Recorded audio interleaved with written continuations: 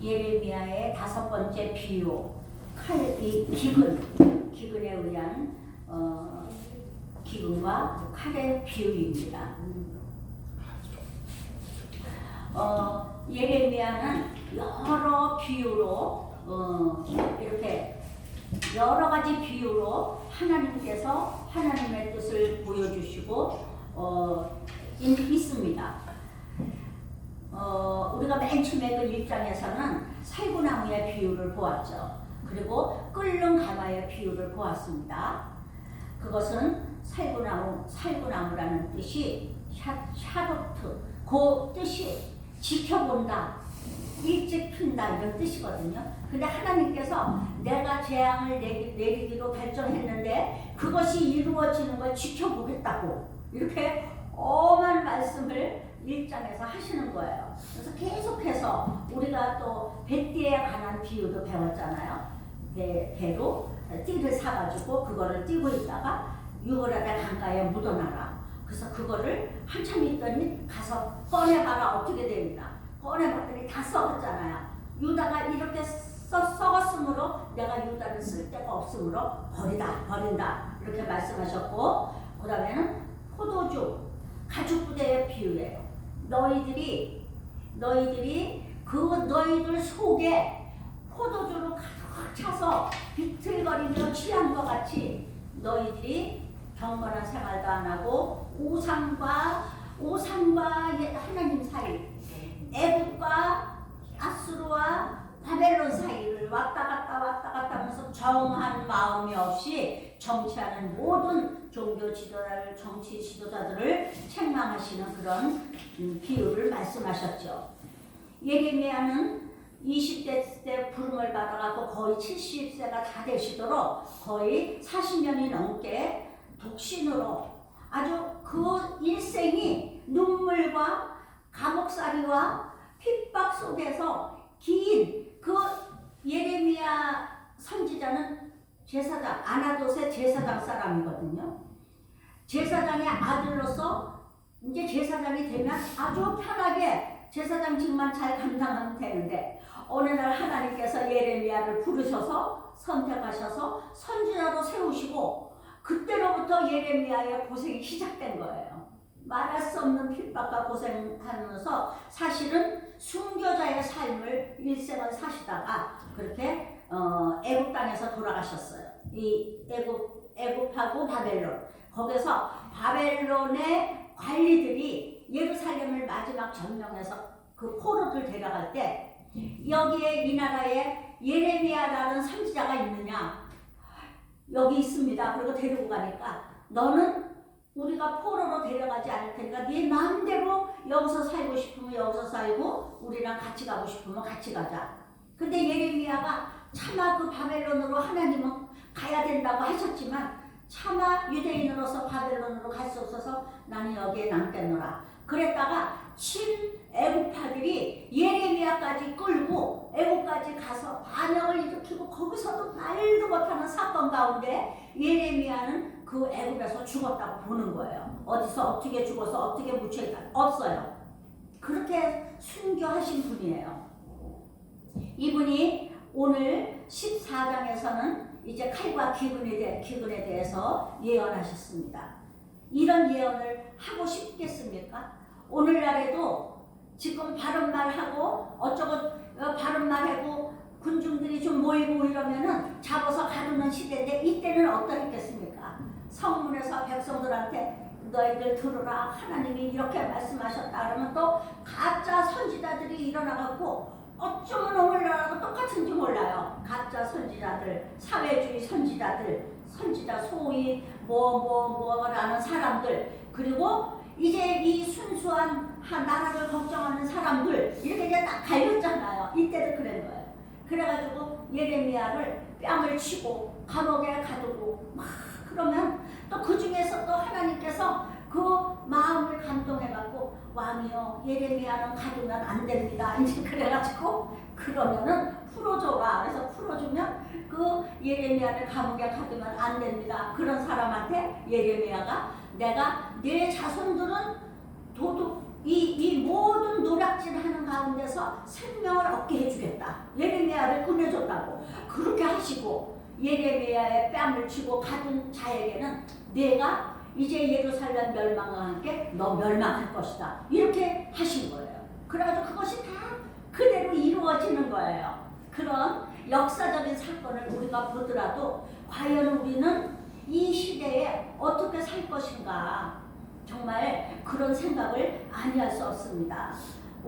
우리 한 주간 안 모였는데도 이렇게 그냥 교회가 막 허전하고 우리 식구들의 소식이 궁금하잖아요. 어떻게 하고 있나, 예배는 드렸나 막 궁금해가지고 전화를 해보면 다들 그래도 잘 있어서 너무 감사하고 우리 성도들이 있는 자리에서 원래 우리 교회 성도들이 좀 경건한 편이잖아요. 이렇게 허투루 사는 사람들이 없는 편이어서 그런 거 너무 감사하고 여러분들이 집에서 설교를 듣더라도 여러분들이 계신 곳이 성전이 되고 여러분들이 나라가 이렇게 어지럽고 이런 전염병이 돌고 이 흉흉한 가운데 여러분의 마음 깊이 뿌리를 하나님께 두고 여러분들의 삶이 평안하며 든든하게 아버지 말씀 가운데 서고 이 말씀을 통하여서 또 여러분들이 깨닫는 바가 많으시기를 바랍니다.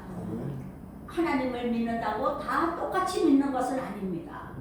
그 당시에도 수많은 선지자가 있었고 제사장들이 있었지만 예레미야 선지자 같은 선지자는 없었던 것이에요.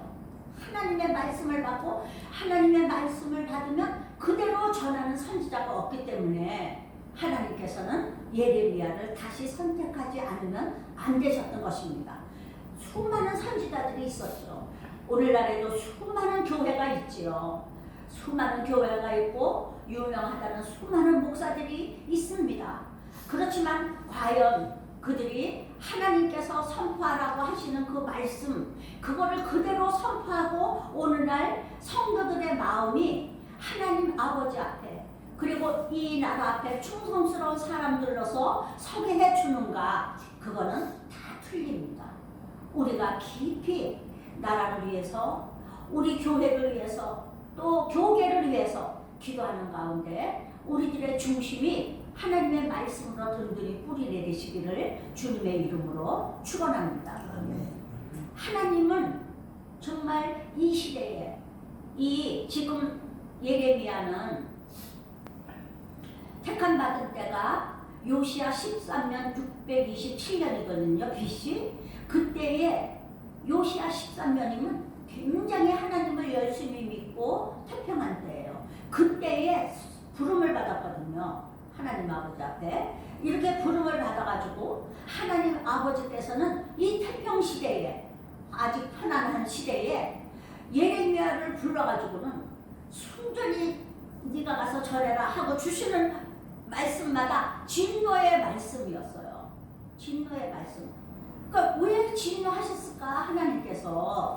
하나님께서는 자기 백성들을 사랑하시기 때문에 돌이키라고 이 요시야 왕이 죽은 후에 그 다음에 올라오는 시드기야 왕부터 나라가 뭐 완전히 뒤집히기 시작하거든요.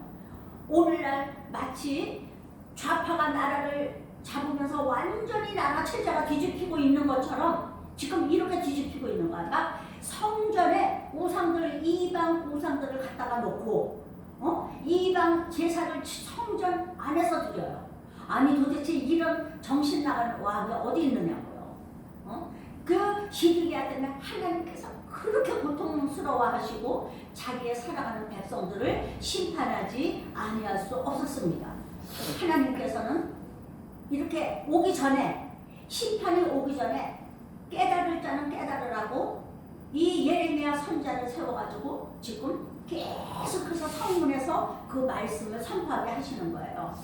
자, 너네들은 다 들어라. 지금 북쪽에서부터 가마가 기울어서 끓는 물이 막 이 나라로 쏟아질 것인데 정신 차려라 막 이제 선포하시는 거죠. 그러면 끓는 물이 있는 그 물이 쏟아지면 사람이 어떻게 되겠습니까? 살아남겠습니까? 다 죽는 거지. 그렇게 미리 예언하게 하셨어요. 닥쳐서 예언하신 게 아니라 미리 예언하게 하셨습니다. 왜냐하면 당신의 사랑하는 자녀들이기 때문에 돌이키라고 하나님은 애절하게 지금 그 당시에 수많은 선지자들이 있었지만 그들에게 하나님이 얘기하셔도 안 들어. 이 사람들은 다 자기 얘기를 해요. 어떻게 하면 왕의 눈치를 봐서 왕이 왕한테 눈에밖에 안 날까? 어떻게 하면 이 백성들 눈치를 봐서 백성들 눈에 안 날까? 이거를 계산해가지고 자기들이 그냥 말을 꾸며서 하는 거예요. 하나님이 그러셨어요. 나는 그들에게 묵시도 안 줬고 내가 예언의 말씀도 안 주었다. 그들은 자기 말을 하는 것이다. 그랬어요. 그런데 백성들은 어떨까요? 예레미야는 맨날 얘기만 하면 이 나라가 곧 망할 것이라고 그래고 너네들이 잘못 사니까 빨리 돌이키라고 회개하라 그랬는데 그 말을 좋아할까요? 아유, 저 예레미야 저거 정신 나간 선지자야. 가짜야. 내 말을 들어, 내 말을 들어. 우리나라는 평안할 거야. 우리나라에는 성전이 여기 있고 하나님이 여기 계시는데 우리나라를 감히 어떤 나라가 쳐. 그거는 말도 안 되는 소리야. 우리에게는 하나님이 계시다. 그러면서 하나님을 믿고 그 아주 믿음이 좋은 것처럼 그래요. 근데 이제 겉에서는 그렇게 하나님을 거룩하게 믿고 잘 섬기는 것 같은데 돌아서면 어떻게 하느냐? 돌아서면 딴짓을 한다 이거죠. 하나님께서는 그들이 가져오는 재물도 안 받으시겠다고 그렇게 하나님께서 책망하실 만큼 이들의 죄는 아주 극심했습니다. 하나님께서는 그 전에 그 예레미야 전에 이사야라는 훌륭한 선지자가 있었잖아요. 그럼 이사야 밑에서도 또 이 예레미야 선지자까지 오는 동안에도 몇몇 훌륭한 선지자들이 있었을 거예요. 여기 나오진 않아도. 그런 사람들의 말은 하나도 듣지 않고 완전 타락했는데 왜 이런 거 있잖아요. 엄마가 애 때릴 때 애기가 잘못하고 애들이 잘못하고 있잖아요. 그러면 그거 하지 말아라. 엄마가 세탈 때까지 돌이켜라 이제 그러잖아요. 세탈 때까지 그만둬. 하나 또 해. 둘 또 해. 셋. 이게 그칠 생각을 안 하네. 그러면 이제 이러는 거야. 셋 반의 반. 그래가지고 어떻게 하면 안 때릴까? 이래가지고 그러면 안 하면 되잖아요. 근데 그 끝까지 하고 있다가 드디어 이제 맞는 거지. 이제 그때는 뇌를 맞는 거예요. 애들이 그렇듯이 이스라엘 백성이 수많은 선지자들을 통하여 예언하면서 돌이키라고 그래도 안 돌이키고 끝끝내 이들이 이제 하나님께서는 이제는 너네들이 회개해도 내가 그 회개를 받지 않겠다. 너네들이 재물을 가지고 와도 나는 그 재물이 아주 실증이 나고 너희들이 이 재물을 가지고 성전에 들어오는 것을 내가 참을 수가 없다. 이렇게 말씀하실 만큼 진노하신 그 말씀이에요. 하나님께서는 사랑하시기 때문에 유다를 지금 징계하시고자 합니다. 그런데 어떻게 징계하시느냐? 이제 얘기하시는 거예요. 너희들에게 가뭄이 닥칠 것인데 전쟁 전에 가뭄이 먼저 오는 거죠. 전쟁 전에 이제 가뭄이 오는데 그 가뭄은 너희들이 회개하고 돌이키라는 가뭄인 것이에요. 그 가뭄이 얼마나 심했습니까? 우리가 오늘 읽었잖아요. 아주 여기 보면 귀인들이 사관들을 보내어 우물에 갔어도 물을 얻지 못하고 빈 그릇으로 돌아오고 땅에 비가 없어 지면이 갈라지고 밭가는 자가 부끄러워 그의 머리를 가리는도다. 들에 암사슴은 새끼를 낳아도 그 새끼를 먹일 곳이 없어. 새끼를 먹일 거 없으므로 버려도 그냥 지도 못 먹으니까. 그리고 들 나귀들은 벗은 산 위에 서서 승냥이 같이 헐떡이며 풀이 없으므로 눈이 흐려지는도다. 인간들의 죄로 자연과 짐승과 온갖 저기가 산천 초목이 다 같이 벌을 받는 거예요. 풀뿌리 하나 살아나는 거. 그러면 우양이며 뭐며 그런 것들이 다 먹을 게 없어가지고 다 죽어나가겠죠.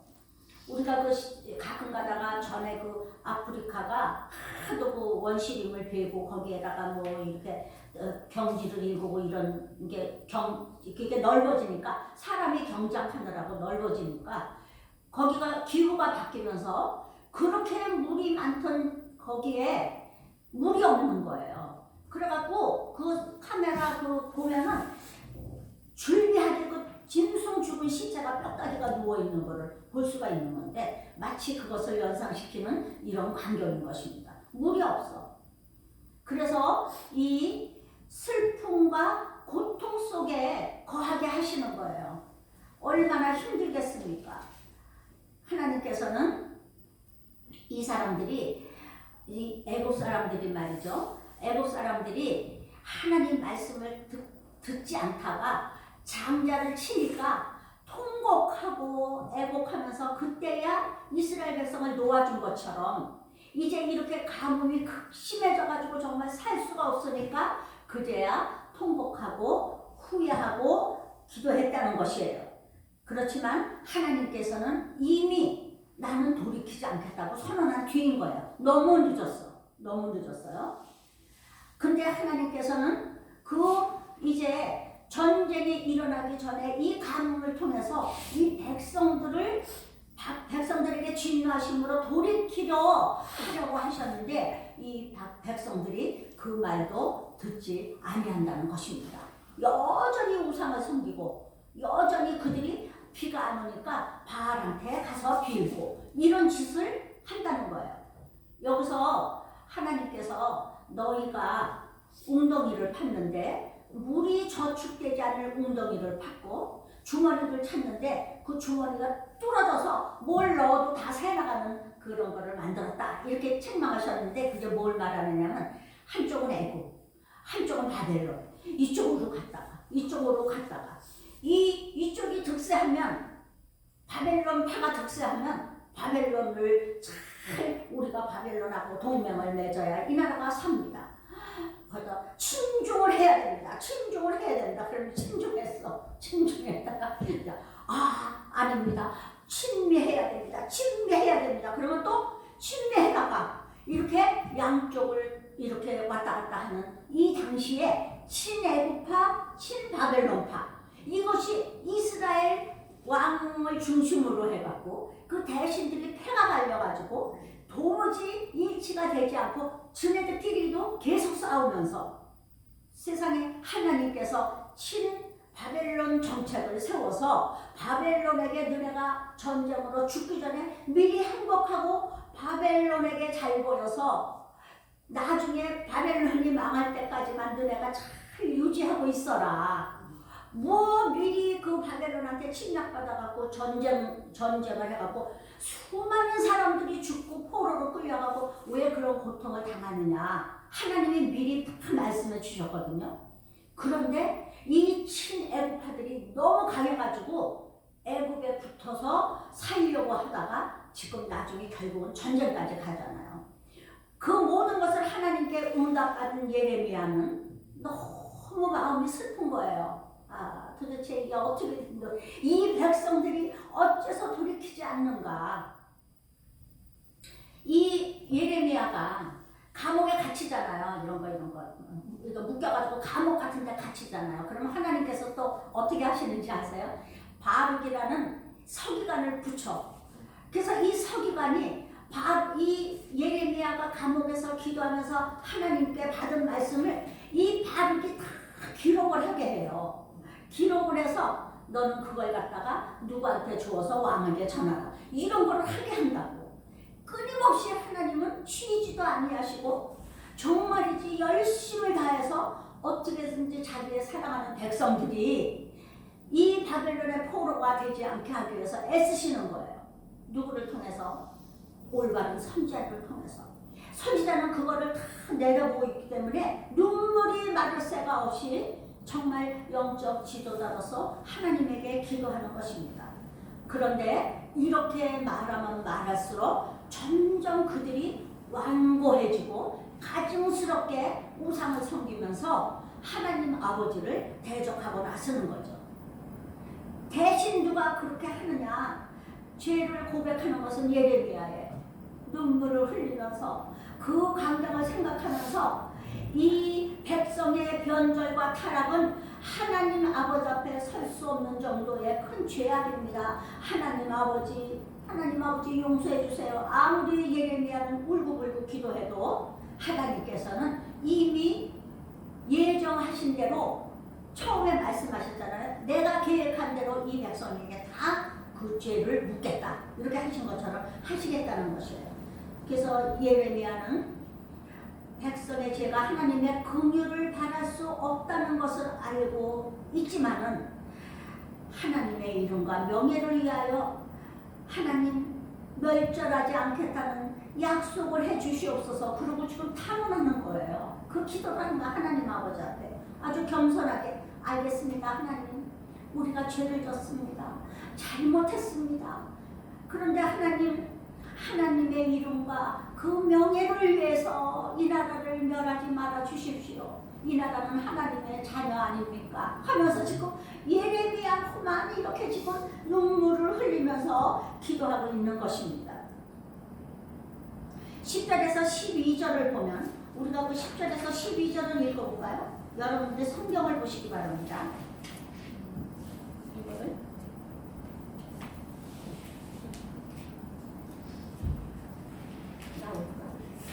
10장 이스라엘 집이여, 10절이 아니라 10장이 나오죠. 자, 10장 14장 10절. 예. 14장 어디를 읽어야 되느냐?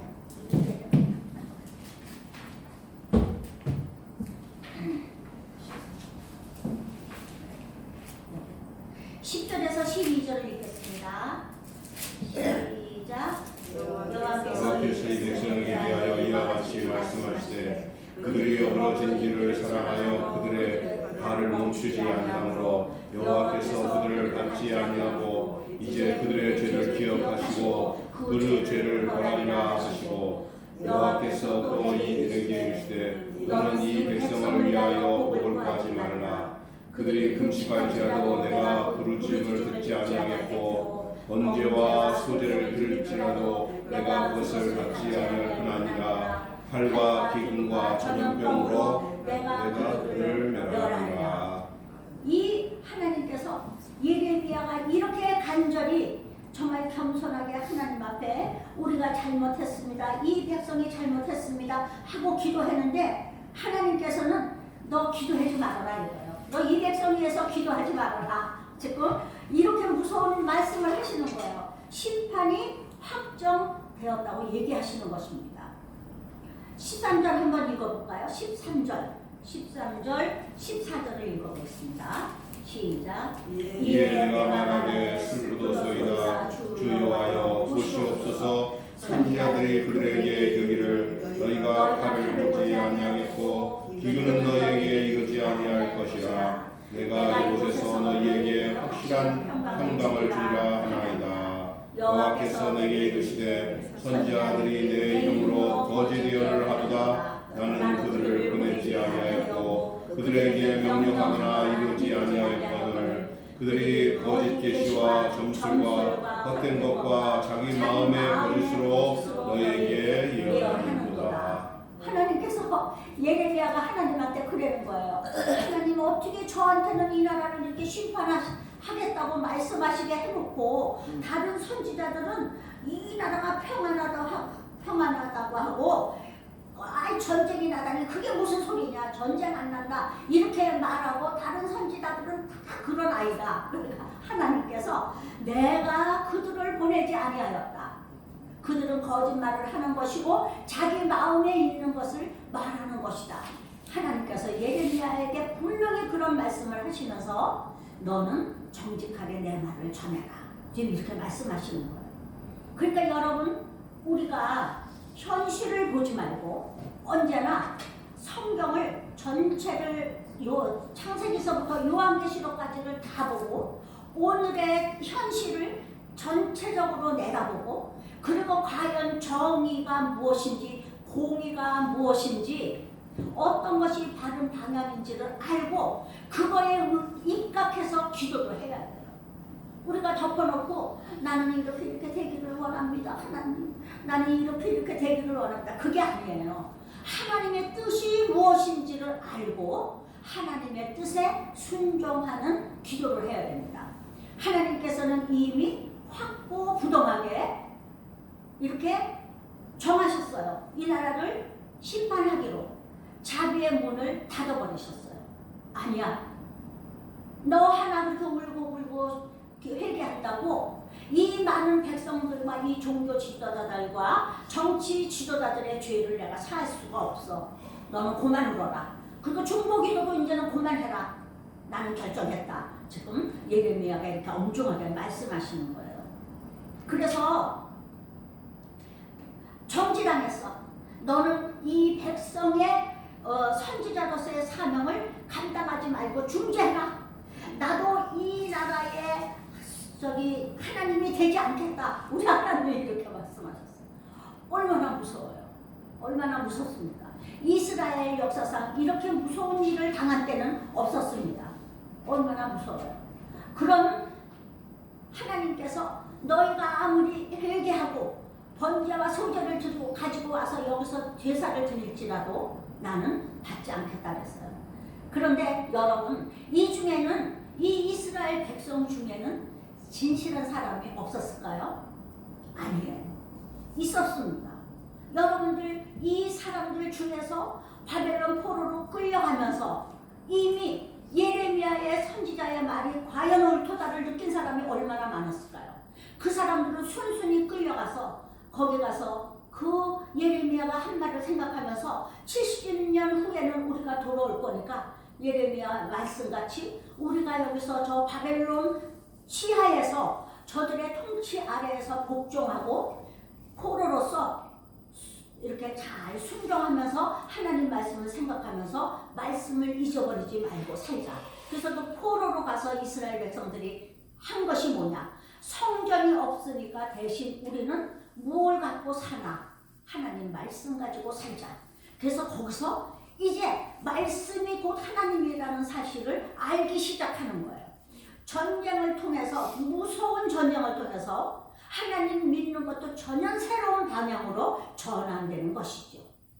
우리나라가 200년, 500년 2조 그때 내려오는 그 유교 사상, 그리고 그 전에 불교 사상, 불교 사상은 유교 사상에 의해서 좀 천대를 받았기 때문에 조금 덜 있었지만은, 그러나 우리나라의 불교 사상은 뿌리가 있기 때문에 쉽게 무너지지 않습니다. 500년 유교 사상이 일제가 침략하면서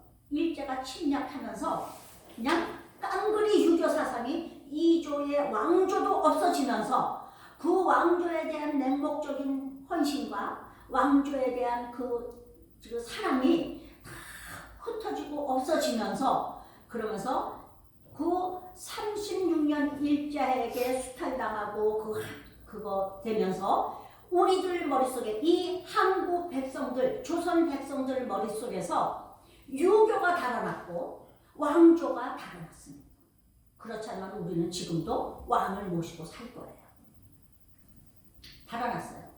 그러니까 어떤 목사님은 이 나라 백성들이 어떠냐, 불교 몇천 년 내려오던 불교, 이 나라 백성들은 헌신짝같이 버리고 유교를 믿었다 이거죠. 또 이 나라 백성들이 그렇게 믿었던 유교, 이 일제가 들어오면서 헌신짝같이 유교도 버렸다는 거예요. 그리고 받아들인 사상이 기독교 사상이에요. 그런 유교가 일어나고 막 그 미국으로부터 교회를 세우고 수많은 물자가 교회를 통해서, 천주교를 통해서 들어오면서 이 백성들이 처음에는 먹고 살기 위해서 교회를 가고 천주교로 가고 그랬죠. 그러다가 이 백성들이 살아계신 하나님을 믿기 시작하고 하나님 살아계심을 체험한 백성들에 의해서 순식간에 나라가 변화됐잖아요. 이것도 이 백성들은 또 무슨 일이 있으면 순식간에 버릴 수 있는 민족이다 이거예요. 그러니까 기독교인들이 하나님을 잘 바르게 믿어야 된다는 거예요. 이 유대인들은 세상에 신정국가예요. 법이 법으로 하나님을 섬기게 되어 있고 제사 지내게 되어 있어요. 이런 나라도 이렇게 세월이 지나니까 편안히 사니까 하나님을 의뢰하지 못하고 전적으로 하나님을 의지하지 못하고 거짓 선지자, 거짓 종교 지도자, 거짓 왕, 막 포악한 왕, 저기 못된 왕, 또 더러운 왕, 뭐 이런 것들이 나와가지고 막 그러면 그런 왕이 있으면 왕이시여 바르게 가야 됩니다. 그래서 막 다윗한테 나단 선지자가 막 당신이 바로 그 사람입니다 하면서 막 꾸짖어가지고 왕이 꼼짝 못하고 내가 잘못했습니다 하게 만들어야 되는데 왕한테 잘 보이려고 왕이 잘못해도 비율을 맞추는 거예요. 역사와 종교는 똑같습니다. 종교 지도자들도 마찬가지고 왕도 악한 왕, 독재자 옆에는 누가 남느냐? 간신들만 남는 거예요. 그래서 멸망하는 것입니다. 지금 이 유다는 지도자들이 한없이 아주 썩었고 또 유다 백성들은 그럼 지도자이기 때문에 유다 백성들은 이렇게 고생을 하고 기근으로 칼로 전쟁으로 망하고 있느냐? 아니요. 유다 백성들도 잘못했어요. 왜냐하면 예레미야가 그런 말을 선포할 때 그 소수 외에는 다 예레미야를 정죄했어요. 그런 소리 하지 말라고. 그리고 자기들한테 귀에 듣기 좋은 소리 하는 그 거짓 선지자의 말을 따른 것이죠. 이스라엘 백성들은 말이죠. 이스라엘 백성들은 나중에 자기들이 돌아보면 우리는 이런 지경을 당해도 싸다. 마땅하다. 잘못했습니다. 하나님. 이럴 수밖에 없게끔 죄를 많이 졌어요. 백성들도 많이 죄를 졌습니다.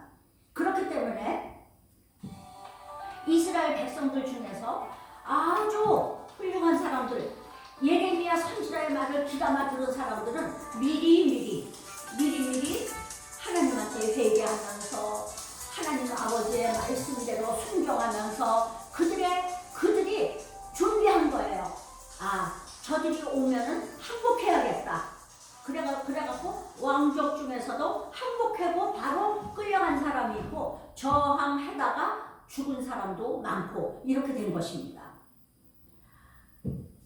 그래서 여러분 우리가 때가 지나면 아무리 하나님 앞에 기도해도 하나님께서 응답해 주시지를 않습니다. 우리가 이 세상에 살면서 오늘날 하나님 아버지 앞에 기도하는 사람들로서 우리는 하나님 아버지 앞에 그 언약을 붙잡고 뿌리 깊은 믿음으로 세상을 보지 아니하고 우리 하나님을 바라보면서 하나님 아버지께서 우리에게 세우신 그 언약을 붙잡아야 우리의 기도는 힘이 있는 것입니다. 우리와 세우신 주의 언약을 패하지 마옵소서. 예레미야가 이렇게 기도한 것처럼 하나님 우리가 이렇게 잘못했지만 그러나